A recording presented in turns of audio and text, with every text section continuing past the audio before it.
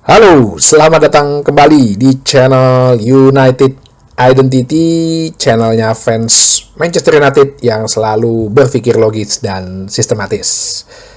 Di kali ini gue akan bikin preview untuk pertandingan pekan ke-25 Liga Inggris, di mana kita akan tandang ya ke kandang Tottenham Hotspur, melawan Tottenham Hotspur. Jadi gini ya, kita itu ya sejak zaman Ange Postecoglou menukangin melatih Tottenham Hotspur, kita tuh nggak pernah menang loh, ya nggak pernah menang. Jadi di zaman Ten Hag itu nggak pernah menang, zaman Ange Postecoglou jadi pelatih, bahkan di terakhir kita 2 kali kalah berturut-turut.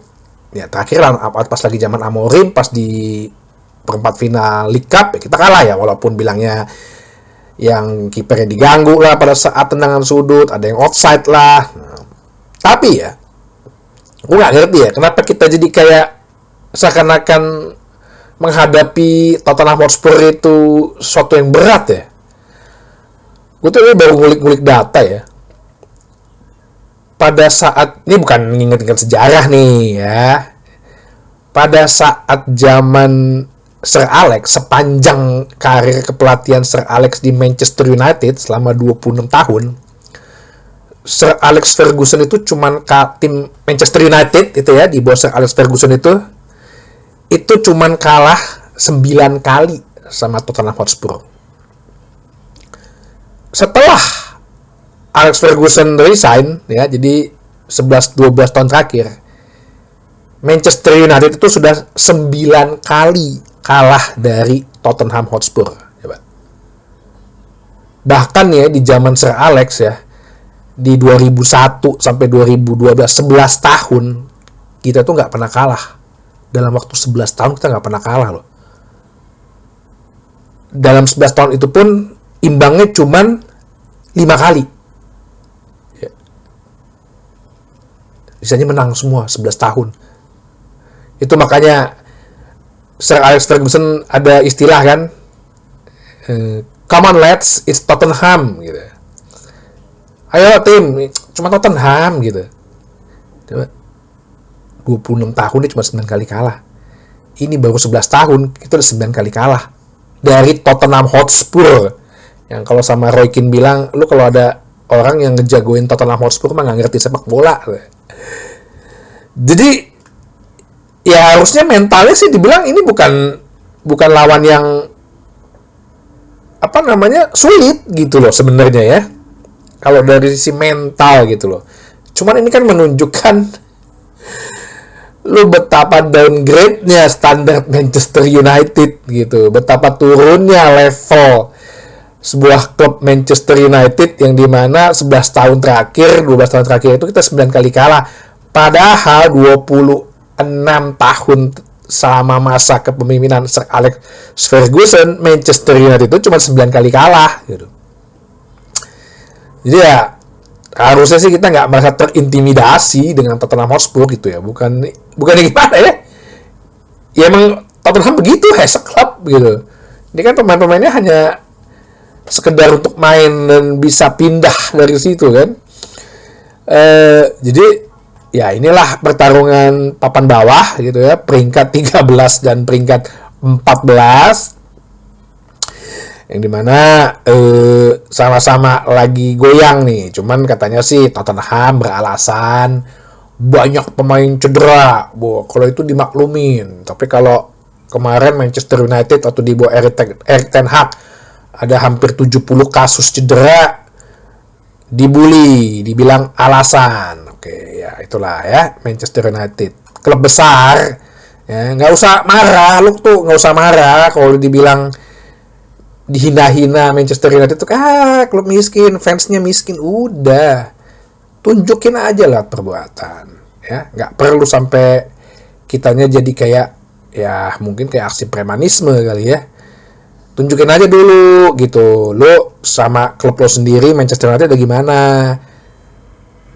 Ngesampah-sampahin pemainnya nggak, nge-TOL-in pemainnya nggak, ngomong-ngomong pecat pelatih nggak? Oke, jadi semalam ya udah dilakukan press conference yang dimana tidak ada lagi tuh pertanyaan Marcus Rashford. Akhirnya gitu ya, nggak ada lagi pertanyaan Marcus Rashford. Untuk masalah cedera pemain ya ada 1-2 ya masih sama ya yang kita sudah pernah bahas. Lisandro Martinez, Johnny Evans juga, terus Luke Shaw ya nggak usah diomongin tuh orang kali ya. Nah jadi pada saat press conference itu ditanya gitu kan ya, sebenarnya sih dia berbicara untuk permasalahan transfer sih. Gimana sih katanya mau nge-rebuilding gitu loh. Ada concern gak sih lo dengan rebuilding ini? Katanya rebuilding, tapi kemarin maksudnya beliau cuma 2 gitu loh.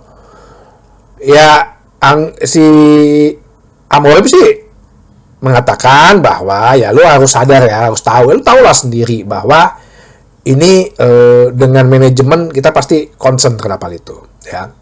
Cuman ini langsung dia tembak langsung aja ngomong nih, lu mesti tahu juga kita perlu jual. Nah, ya itu intinya kita perlu jual. Ini permasalahan dana. Jadi ibaratnya emang ya kita harus jual untuk membeli pemain-pemain baru. Jadi ya sabar-sabar aja gitu loh. Ditanya target, jadi realistis targetnya gimana sih? Ya kalau bicara realistis target sih, dia selalu bilang kan bahwa dia pengen one by one aja gitu loh, game by game gitu ya. Jadi fokus gua adalah mempersiapkan ya setiap pemain untuk setiap pertandingan. Nanti ya di musim panas kita akan lihat gitu loh hasilnya apa, banyak yang mesti ditambal kah, banyak yang mesti dijual kah. Nah,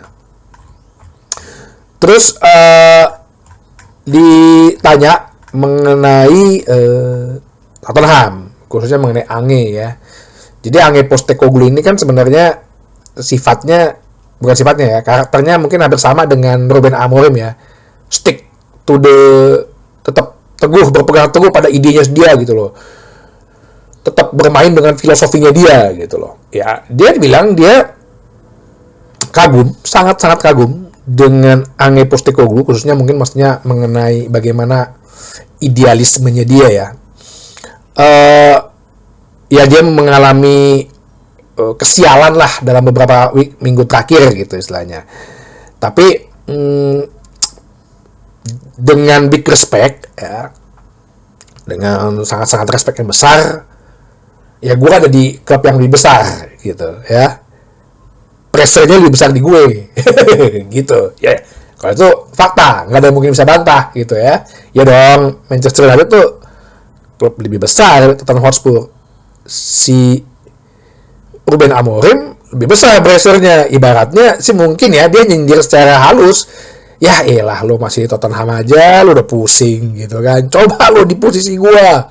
Duduk nih jadi manajer Manchester United. Pressure-nya lebih sadis.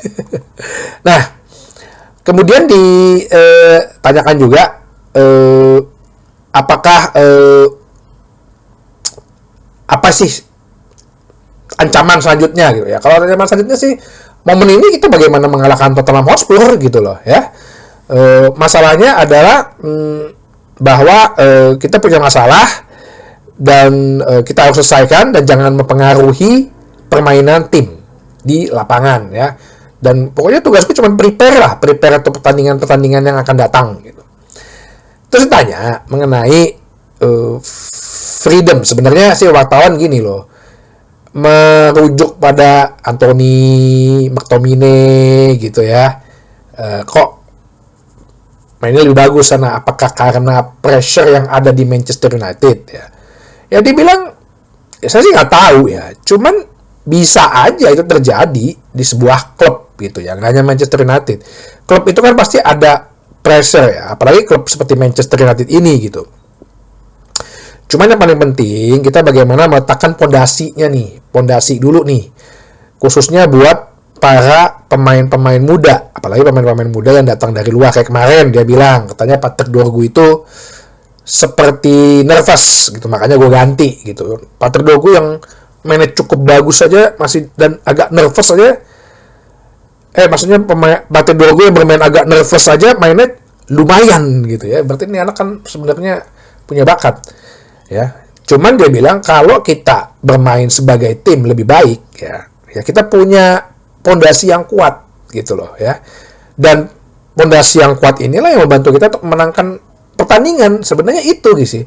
Jadi emang tergantung individu masing-masing seperti yang pernah gue bahas gitu loh. Ya mungkin mereka Anthony, McTominay gitu kan lebih gak ada pressure. Tapi sebenarnya kalau lo ketika di klub yang besar ya, bagaimana lo bersama-sama temen lo meletakkan pondasi yang sama untuk bermain sebagai tim gitu. Jadi kalau misalnya emang dia mungkin di tim besar dia nggak mampu untuk itu ya, berarti level lo bukan di sini, level lo di Napoli, level lo di Real Betis, udah that's it, itu aja penjelasannya gitu, maksudnya penegasan dari Amorim gitu. Nah besok itu setengah 12 ya, gue rasa mungkin gue bisa sih untuk reaksi pandangan mata. Udah lama juga nggak live ya. Jadi tadi gue bilang ya, kenapa kita jadi saat ini 11 tahun terakhir ini kayak merasa Tottenham itu kok lawan yang berat, itu lawan yang sukar dilewatin gitu. Padahal ya tadi gue bilang fakta sejarahnya pun Tottenham itu diayam-ayamin gitu ya. Harusnya sih mental seperti ini bisa bangkit lagi ya, mental bahwa bukan nganggap remeh sih, mental bahwa gue bisa mengalahkan sebuah klub yang namanya Tottenham Hotspur gitu. Dari daftar cedera yang ada gitu ya, gue rasa sih saat ini Amorim akan memainkan kekuatan penuh, karena juga di midweek besok nggak ada pertandingan ya, jadi cuma ada minggu depan. Jadi ini saatnya bener-bener tancap gas ya. Isu udah nggak ada, pemain toksik udah nggak ada, pemain yang kurang kontribusi juga udah nggak ada. Berarti bener-bener pemain-pemain yang ya 70% 60% udah tersaring lah gitu ya, walaupun belum semua sih. Nanti kita akan lihat di bursa musim panas besok. Untuk susunan pemain ya gue nggak tahu Bayindir masih cedera apa enggak, tapi ya kayaknya mungkin Onana ya, walaupun Onana udah kebobolan banyak ya di sama Tottenham ya. Ya Bayindir juga banyak sih, cuman kemarin kan karena diganggu-ganggu tuh. Kiper mungkin Onana ya, bukan mungkin sih, kayaknya mesti Onana. Nah back tengahnya kayaknya sih emang si Amorim ini percaya ya, maksudnya dia kayak percaya sama Lenioro gitu loh ya. Lenioro tuh kayaknya jadi andalan sih sama dia. Lenioro back tengah-tengahnya ya, mungkin Maguire ya, dan back tengah kirinya itu Mazraoui. Nah kali ini gue pengen liatnya sih 4 di tengahnya itu, biarlah coba Patrick Dorgu di kiri gitu, karena beberapa berita mengatakan bahwa kemarin pas selama latihan Patrick Dorgu itu dipasang sebagai bek kiri. Jadi biar si Dalot ke posisi naturalnya nih di wingback kanan nih ya. Nah tengahnya coba taruh lah tetap Ugarte sama Bruno Fernandes. Biar di depannya Maino ya, gue rasa dikembalikan lagi nomor 10 bersama dengan Amat, serta striker gue kasih Højlund deh ya, nggak apa-apa. Karena ini anak menurut gue sih ya pernah kemarin main kan 2 episode dulu ya gue bahas ya. Sebetulnya atribut dia dan permainan dia itu mirip Gyökeres gitu loh. Bukan mirip ya, udah hampir setara dengan Gyökeres gitu loh ya dari sisi permainan. Cuman ya harus disupport juga, disupply juga gitu. Jadi itu sih sementara untuk formasi yang pengen gue inginkan. Nah untuk permainannya, gue kemarin pertandingan terakhir kita ngeliat ya bahwa Tottenham ini sebenarnya ketika di press dari depan, high pressing itu gampang kehilangan bola gitu.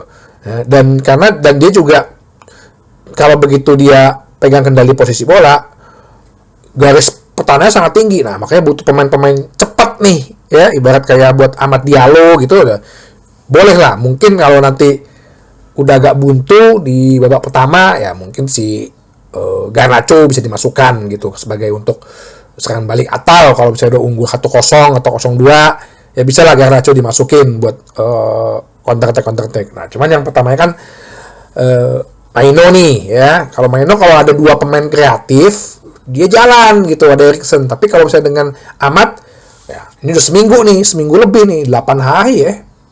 Enggak dong. 9 hari lo latihan mereka.